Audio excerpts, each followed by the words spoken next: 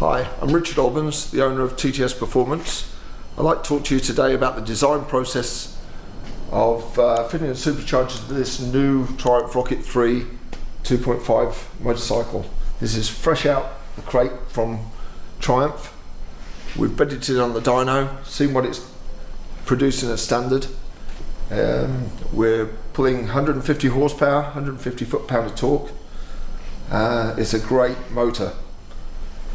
We've supercharged the old Rocket 3, so when a client of mine asked me if we could supercharge the new one, I didn't think it was going to be too big a task. So this is the design processes that we've been through to try and come up with what's turned out to be a very unique and simple design, and it's going to make this bike even more awesome. My customer was asking for 300 horsepower. That should be achievable. But to achieve that, we need to push twice as much air in the engine as what it normally takes. That's a bar of boost or 14 pound of boost. To get that much air in the engine, we need Rotrex's C3094 supercharger. That's a really sweet unit. It's not too big, but we've still got to find somewhere to put it on this motorcycle. So we started analysing the motorcycle. We pulled it down, pulled the front off, pulled the front case off so that we could get to the crankshaft and see what was in the way and how we were going to achieve this goal. First thought was that we'd run the supercharger drive belt straight off a pulley off the end of the crank. This would be here, but in front of the crankshaft is the water pump. The water pump drive is this little baby here. Now this is only an 8mm thread, so one, the thread isn't man enough to drive a supercharger pulley. Two, the water pump's in the way. And three, we've discovered that the crankshaft rotates in a counterclockwise direction. This means that the supercharger, if it was sat on the bike this way around, over here or wherever, it would be running backwards. This is unacceptable. Obviously, the supercharger is designed to rotate clockwise, and it wouldn't be blowing any boost if it was running counterclockwise. So we had to get over this problem. We've had several thoughts. We could run a double-sided belt and run the supercharger off the back of the belt. This would mean the supercharger would be pointing this direction, and this would put it in the way of the front wheel. It would collect all the road dirt. It would look atrocious, look like a wart on the end of the bike, and it wasn't acceptable. Another option would be to remove the catalytic converter on the exhaust, which sits here. The alternator is sat at the back. We could drive off the back of the alternator to the supercharger, but we've got some major chassis rails in the way, and this would all need a redesign. And then we've got a hideous problem of where do we put the air filter? How do we get the air from the supercharger up to the throttle bodies? And again, it was getting messy. So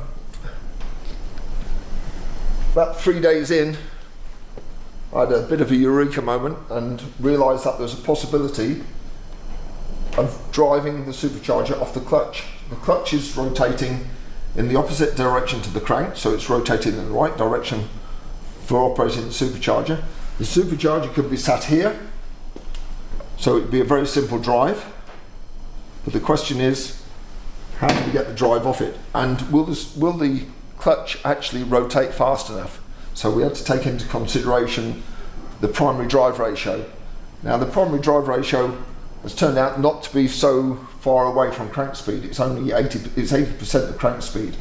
So it's acceptable. With a big pulley on the end of the clutch, we can get a ratio so the supercharger is doing its job. But now we've got another issue. The clutch is operated from the front. The clutch slave cylinder pushes on the front pressure plate here, but we want a pulley here. So this takes a bit of thinking about, but we have come up with a solution. So firstly, I must say that these parts are prototype parts. The finished CAD designed sculptured pieces will look 1,000,000% better to the eye than what we have here. But this is to prove the concept and see if the parts will work ahead of the time of getting the production parts done. Okay, so this is the drive plate which sits on the clutch. So this sits there.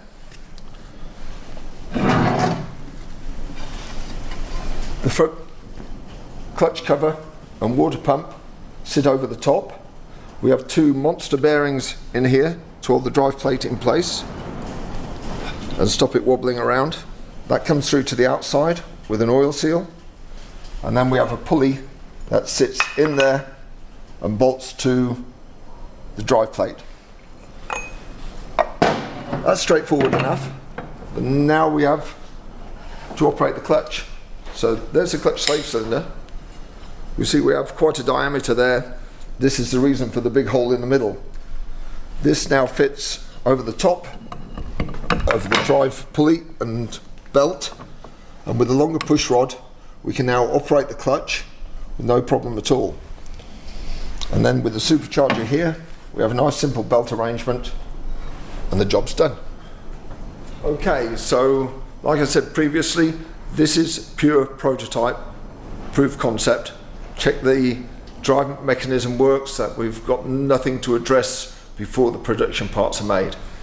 So now we've got the supercharger in place, we've got the belt guard with the slave cylinder operating the clutch through the middle, belt tensioner all sweetly laid out and just looks like it needs to be there. We've made a prototype plenum chamber. Again, it won't look anything like this on the production, but it gives us the opportunity to start the bike, run it, and then work out what we're going to do with the engine management. And this is the next stage. Once we're up and running, we need to get enough fuel in it, get the air in it, see how much horsepower she makes.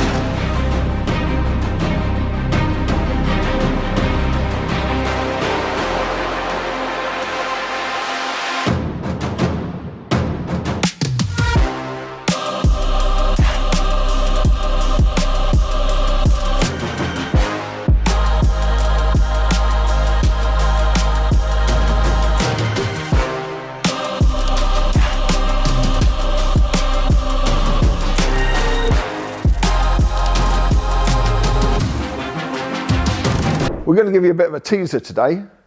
We've been working on the Triumph Rocket 3, the 2020 2.5 Rocket 3 supercharger kit for the best part of 2 years now, it seems, but we've gone a long way. and very soon we'll be releasing the complete product. But I thought I'd give you an insight of what has gone into this incredibly complex and very good looking supercharger conversion.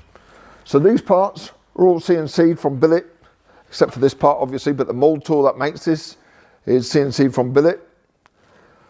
So we have the back of the plenum chamber, which fits onto the throttle bodies.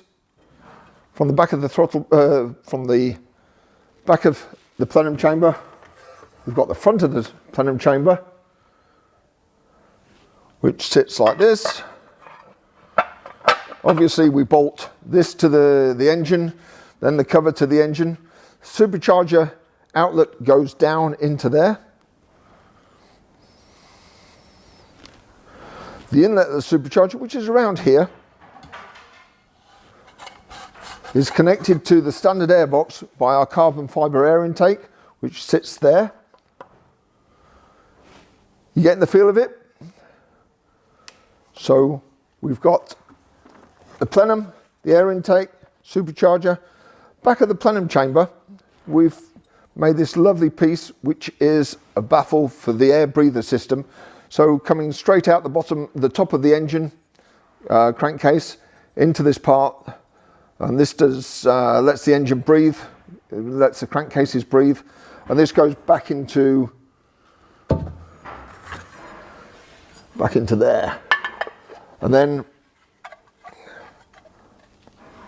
the outlet of the baffle chamber goes up into just here. So we make a little pip here with an aluminium boss and a short stubby hose, which will go from there to there. So it's really been thought about as far as letting the engine breathe. Now, as far as mounting the supercharger, anybody who's been following me realise that we've done something different. We're mounting the drive off the clutch basket because the engine is running backwards and it doesn't suit us to get the supercharger running in the right place and in the right direction. So the clutch basket has a cup over it, and this is a part I can't show you today because the production part is yet to be made, but that cup goes through the main case. There's the main case that we've made. This started off as a 72 kilogram piece of billet aluminium. To tell you how much work has gone into this kit, like I said, this is 72 kilos of aluminium as a billet, and it's now down to something around 3-4 kilos. 5-axis machining, it takes 19 hours to produce this part. It's a work of art, and I'm sure any engineer would appreciate how much effort has gone into this kit. You can see how big it is, but it's remarkably light. We've taken as much weight as we can out of it. So the pulley sits there. The factory water pump sits there. So we've got a pulley, goes past a couple of jockey wheels and tensioner wheels to the supercharger, which is there. So we've got a belt that runs down there around. You see this is finned. This is finned because we have incorporated the supercharger oil tank into this main case. So you'll see here, we've got a baffle chamber that holds a lot of oil. This will hold about 1 litre of oil. So we have more oil than we need, but we don't have an oil cooler. We only have this at the front. So you think, well, how's it going to cool? Well, this is the pulley, this is a belt run, so we've got to put belt guard over the top. And this is a belt guard. So the belt guard sits there. You'll see we have some vents here. So the air is coming through the belt guard, travelling across the fins in the front of the cover, main bracket, and then it's coming out of this curved area here. You see we've got a relief here and here. So the air travels across there and out that side. In addition, it is able to come up and out through these vents at the top. So we're cooling the belt, we're cooling the oil, and we have no extra parts on the kit. It's all very tight and neatly positioned, so it just looks factory. It just looks, well, people have said to me that it looks better than factory, so already people are enjoying what we're doing. Guys on the Rocket 3 forum. This is the back of the oil tank. So you see that sits there. So we have a short run oil supply to the supercharger, and return back to the supercharger is just here. And this is the filler, and the dipstick will go in just here. So that's the main essence of the kit. We're still a little way to go, but we think we'll be fired up before Christmas. So just watch this space, and one day you'll see the whole package and the horsepower, and we're really, really excited about this now. It's getting very close. Remember to subscribe if you like what we do. Give us a thumbs up, give us a comment below, and if you want to order a supercharger kit, give me a shout.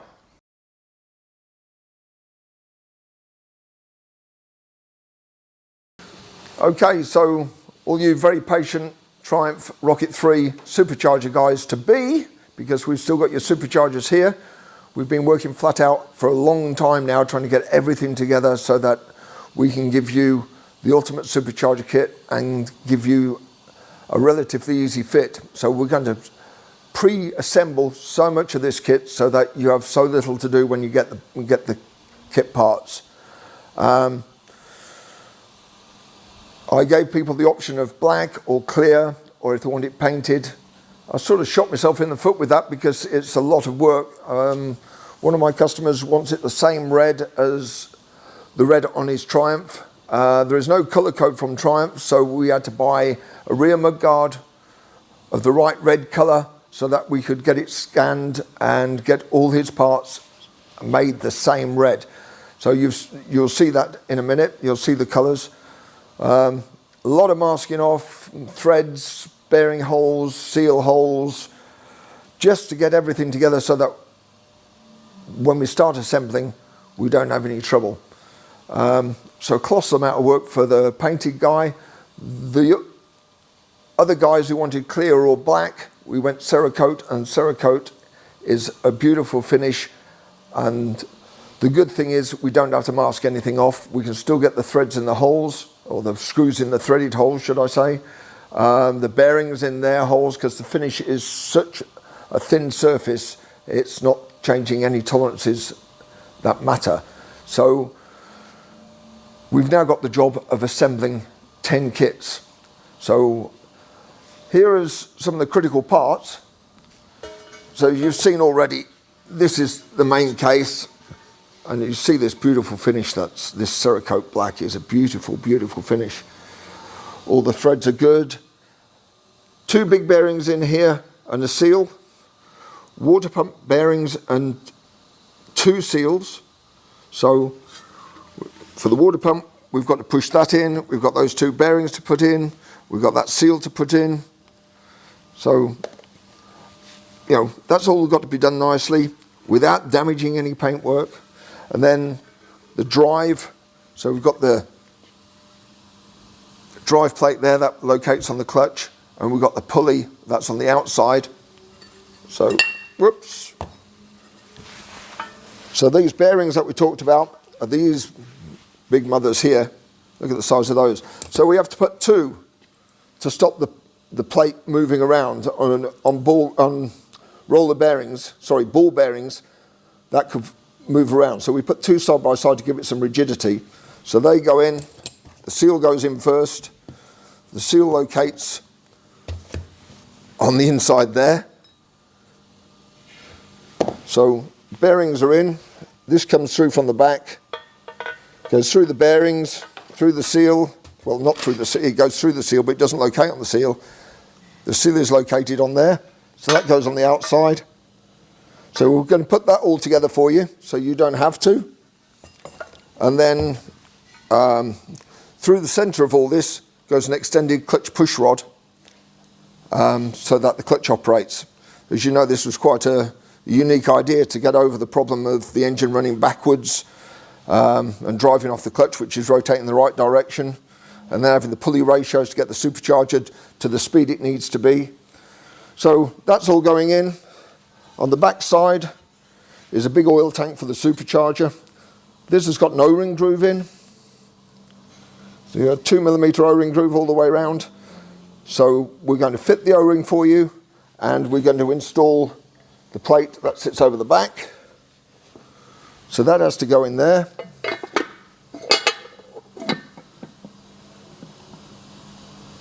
Then we've got threaded hole for the dipstick, which incorporates a temperature sensor, temperature gauge. So we've got oil coming back from the supercharger going in there at the top of the tank. Fills the tank, obviously, it keeps the flow into the tank. Coming out of the tank is this thread here. At the bottom is sump plug with a magnet. So we've got the magnet to keep any debris away from the supercharger. It will be attracted to the magnet. So that makes that all a nice circuit. The supercharger's just here and the pipe work's just coming up to a very short run through here and up and round. We're going to put the supercharger in. We're going to put all the pipe work in. There'll be so little for you guys to do. So this is going to take us all week to do these kits, to make sure all the threads are free from any debris from the light blasting they've had before they've been coated. The pulleys, we've got the bearings in the pulleys now, the circlips, so we have two of those, one here and one here, and then we've got a tensioner pulley that's here, which I'll show you in a minute. And the belt run, that runs all the way up here around. So we try to get as much belt wrap on the supercharger pulley by putting this pulley in here, and then that comes round and round the supercharger, around the crank pulley and back up. So that's that element. You've seen this before. This is a super duper carbon intake, so that sits under the tank like that. That goes into the supercharger. So we've got the original air filter and original air intake, which has worked out superbly and simply for us and makes the job look even more OE. Okay, so when it comes to the plenum chamber, you can see the work that's gone into this. That's the plenum chamber back. That's the back of the breather box. Comes from the bottom, top of the engine into the breather box. This is the cover for it. See how we've baffled everything so that we don't get oil coming out. And then that goes, whoops, wrong way around. That goes like that. But this is all upside down at the moment. So when I turn it over, we're looking at that. So that's the inside of the plenum chamber. Breather box. And you'll see that there's an O-ring groove all the way around there. So we'll be fitting the O-ring groove and we'll be bolting that in so you don't have to.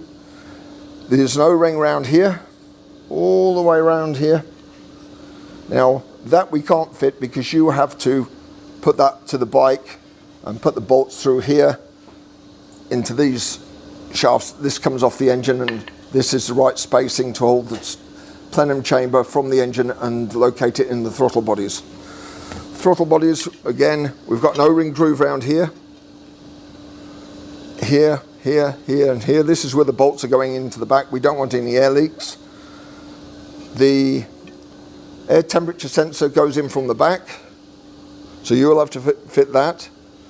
And then the blow-off valve sits on that face there. The blow-off valve's built on internally, and we've got a vacuum line that comes from your throttle body through there, through here, and through into the front of the plenum chamber. And as you see, we've cerakoted the plenum chamber front. We've got a subtle change of black in the supercharged. When the light catches this, you can really see the difference between the black and the supercharged. We're still waiting for the carbon fibre insert to go in. So sorry guys, you've got a day or two to wait yet. So that all sits in there, nice carbon fibre, which matches the carbon fibre of the air intake. So this is a little luxury that's cost me an arm and a leg, but it just had to be right. So So that's the front. The back of it, you've got the piston goes in here with a spring and O-rings to operate the blow-off valve, where you can see that sits against there. So the piston sits against there. Blow-off valve pushes in there. It's operated through this air vent that comes from the throttle body, like I say, through there, sealed with that O-ring and into there, and then it sucks the piston back when it's under boost and pushes it forward when it's under vacuum. So that's your blow-off valve built in. Lots of different screws to go in, lots and lots of parts, and just to give you an idea, this is the bill of materials for picking all the components to give you this fantastic supercharger kit. So to start off, we've got all the nuts, belts, O-rings, main cases, case bolts, drain plug covers, pulley top hat bushes for underneath the pulleys to locate the pulley in the right position. The drive plate, that's the big clutch drive plate. Drive plate seals, bearings, belt guard bolts, inspection cover. We've got a little carbon fibre cover to go in at the top on the outside of the belt guard. That should be with us on Monday. Had those made in carbon fibre as well.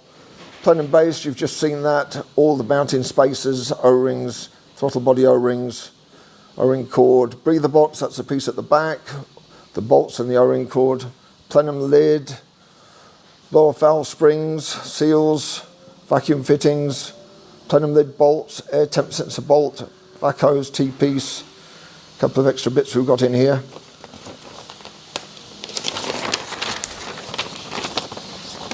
Carbon fibre air intake, supercharger oil in adapter, oil hose, oil out hose, all the banjo bolts, copper washers, supercharger oil, par valve blanking plates, injectors, clutch springs, slave cylinder banjo bolt, banjo spacer, copper washers, and then the mapping. So when we get to a point where we know what you're doing for power, what you want for power, then we'll supply you a good base map to get you underway. So that's it, boys and girls. It's one hell of a kit. It's been a tremendous project to be involved with.